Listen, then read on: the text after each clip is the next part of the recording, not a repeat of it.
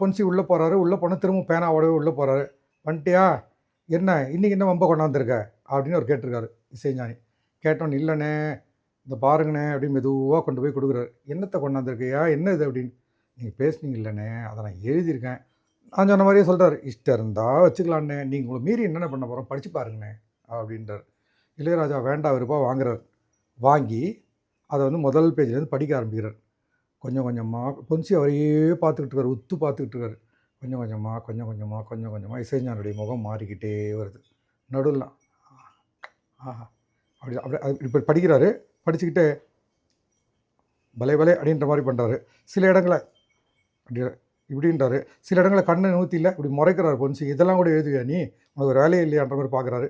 எல்லாம் பண்ணி அப்படியே முழுக்க படிச்சுக்கிட்டே வர்றாரு. படித்து முடித்த உடனே பொன்சியை நிமிர்ந்து பார்க்குறாரு. பார்த்துட்டு, விடமாட்ட நீ நினச்சதை சாதிச்சிட்ட அப்படின்னு